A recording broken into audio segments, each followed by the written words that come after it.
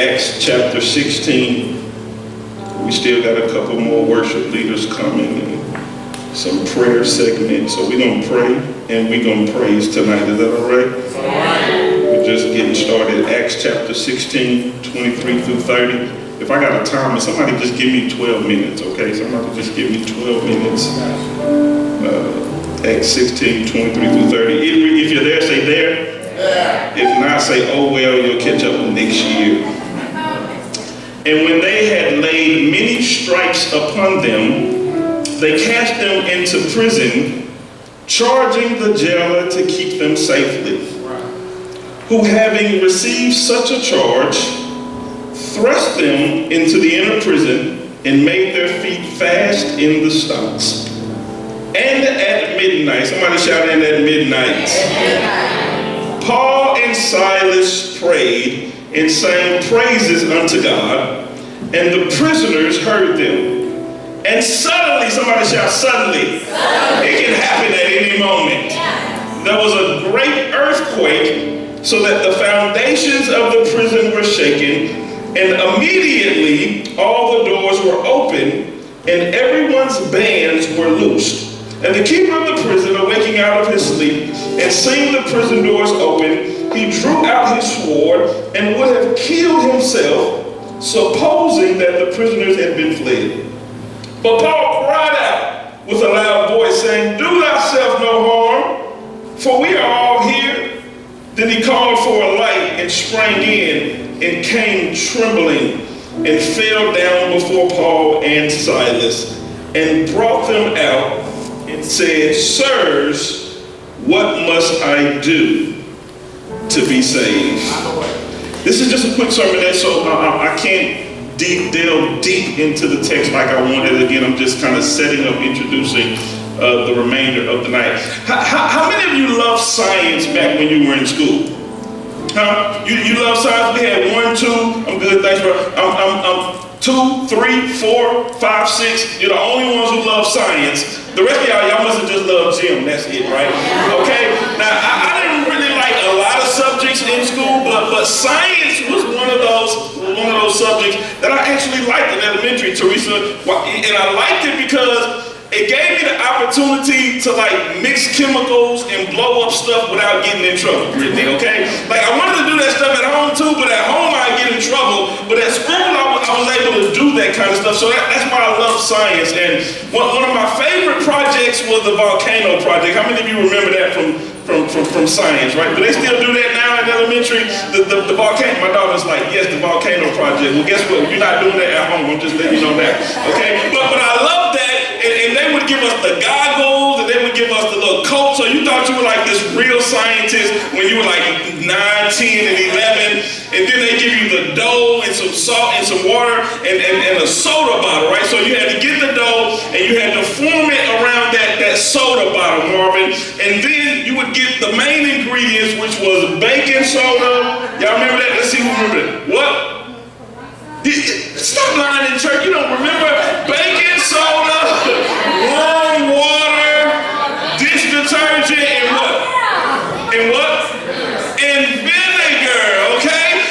So you would get the baking soda, and then you get the warm water, and then you put the bubbles, you'll mix that up, and then you'll put that in the soda bottle, okay? And then you would get the vinegar, and you would pour it into the pre-mixed concoction slowly, and then what would happen? A chemical reaction would take place, okay? The bottle wouldn't be able to stand the bubbles and the pressure, and what would happen? Then you would get this volcanic eruption.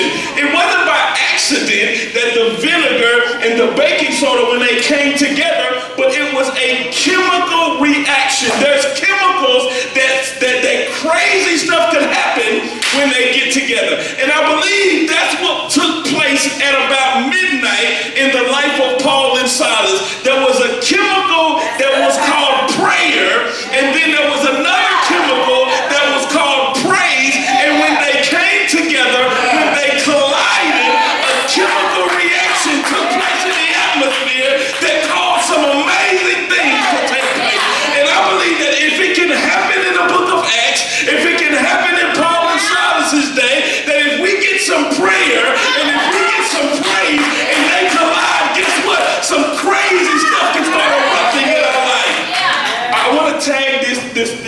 sermon that when prayer and praise collide.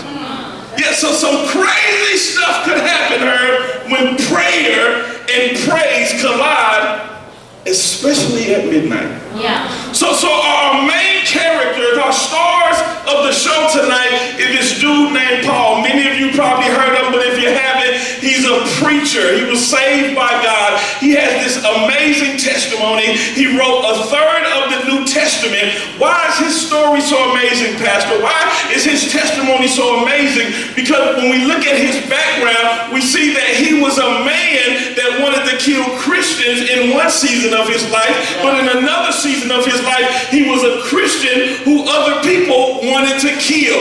What's amazing about that is the fact that God has transforming power, that he could take somebody that wants to murder people like Paul and turn them into a missionary and a preacher. I don't know about you, but that's encouraging to me, because when I look at myself, I got some messed up ways. I got some jacked up ways. And when I look at you, guess what? Whether you see it or not, you got some messed up and some jacked up ways too. But we serve a powerful God that can change people's lives. I got about 6 people that believe that God is a life changer. Do I have anybody who has the testimony that God turned you all the way around? You got a new mind, you got a new heart, you got new desires. You used to want to smoke weed, now you want to praise God. You used to want to get drunk, you're like, no, I'm not there yet. Well, keep on praying and praising, you might find yourself there. You used to want to get drunk, but now you want to worship God. You used to want to go to the club, but now you want to go to Bible study. What happened? God transforming power changed your life. This is Paul. This is the one who's in jail right now. And then he has his sidekick Silas. We all gotta have some sidekicks, right? We gotta have some people who can help us along this walk. I think too many of us are walking alone. That's good. But you need somebody who can hold you accountable, who can encourage you, who can push you, who can challenge you. Everybody, look at somebody and say, you need a Silas in your life. In 2019, you're gonna need a Silas. All the things that God has in store for you, all the mission work that God wants you to do, you're not gonna be able to do it alone in 2019. But I believe God is gonna send some Silases in your life, but the question is, will you let Silas in when he gets there? So Paul and Silas, they're in a midnight situation. What's midnight? It's dark. Not when it's cold outside, but when it's dark outside. When it's dark outside, that's midnight. Stuff is scary at midnight. Right? How many of you watch scary movies during the day? Like 3 of y'all? When do we watch it at nighttime, right? Because it's something scary. Did you watch Bird Box during the day or at night?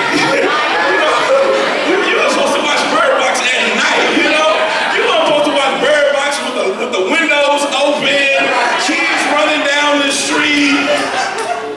You're supposed to watch it at night when it's quiet, when you hear the ice drop in the kitchen and you're like, what was that? It's scary at midnight. When it's dark, you really can't see clearly. I wonder how many people walked in here in a season of midnight. It's dark right now in your life. It's cloudy right now. You can't see too far when it's dark. Even with the lights on the highway, it's only so far you can see. I wonder how many people are in a midnight season. You're confused right now. You don't know whether to go left. You don't know whether to go right. And it's just, I'm just in a messed up situation. That's a midnight season. And before they even got to midnight, they were beat up. For preaching the gospel, buddy. For doing what God wanted them to do. Have you ever been in a place where you just feel like, wow, is all this stuff happening to me when I'm doing exactly what God wants me to do, Nisha?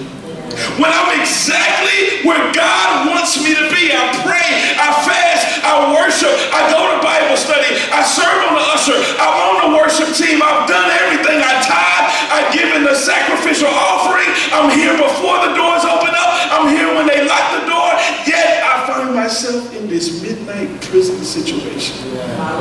I wonder if that's how Paul and Silas felt. One thing we do know that they were doing is that they were praying and they were praising. And I believe that that's the key to overcoming midnight in our life. Some of us feel like 2018 was an entire year of midnight. Come on, let's be honest about it. Truth be told, all the people we had to bury, the financial problems that we had, the issues on our job, all the stuff that we went through. Some of us feel like midnight lasted the entire year. And if truth be told, you mad at the preacher from last Watchnight service. you mad at the preacher from last Watchnight service because he told you everything you dreamed about was going to come to pass. But guess what? That's not life all the time. Sometimes midnight comes regardless of who and where you are in Jesus Christ. But I believe that prayer and praise is what can bring us through. I want to give you 3 things real quick, and I got 3 minutes before we move on to Brother Herb. 3 things that can happen when prayer and praise collide. 1, when prayer and praise collide, peace is produced. Somebody shout, peace is produced. Peace is produced. We just preached on peace 2 weeks ago. Go back on YouTube and watch the whole sermon.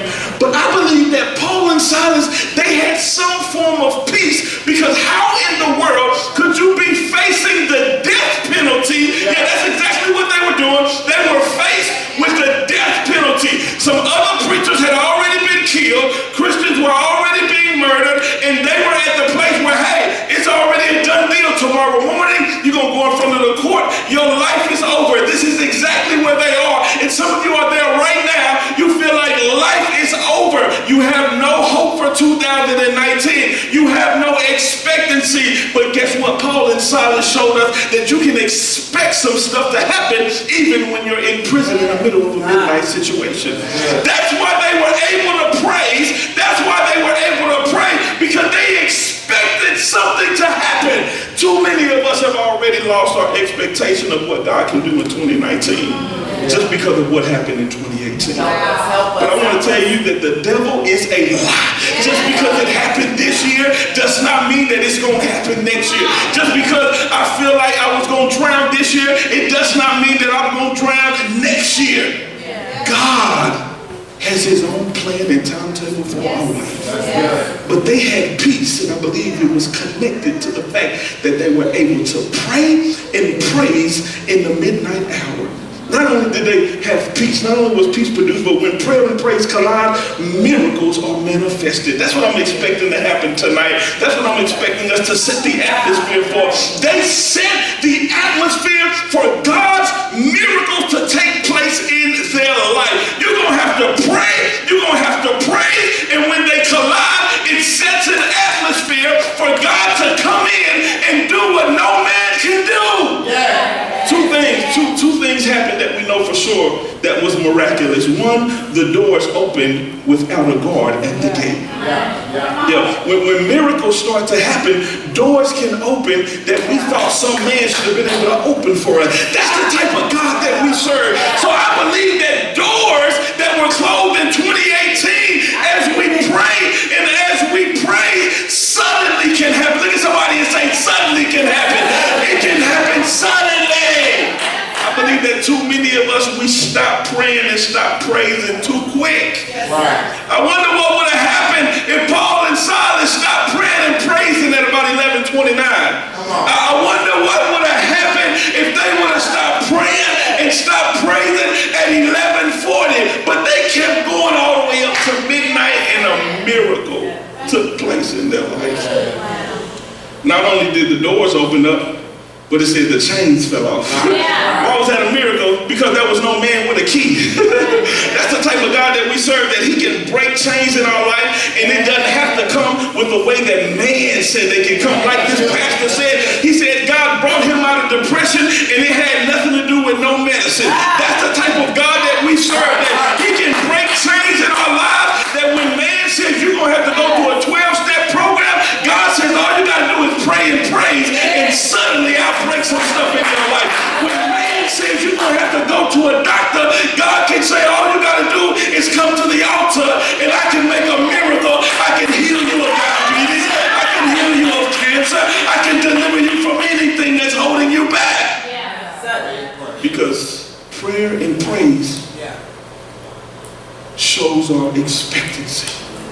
And it sets the atmosphere for miracles. Last, and I'm done with my last minute and 15 seconds. When prayer and praise collide, freedom is formulated.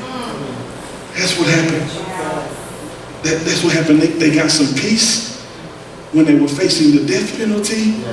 Then some miracles happened, and then freedom took place. They were able to leave the prison. The place that had them bound, the place that they had to at least wonder, would I leave this place? They saw some other men die. They heard about Philip being stoned, so they knew that it was possible. That this would be the way that I would end my life. I expect that God can move, but I know that it's possible that this could be it. But even in the midst of that, God showed up and he freed them. I want to tell somebody that even though you've been bound in that thing in 2018, it does not mean that God can't free you in 2019. But some stuff is going to have to collide. And tonight we're going to have that opportunity for prayer and praise. Come on, brother. When they collide, I believe that an eruption can take place and that God can begin to move in the spirit realm and it will manifest in the natural realm.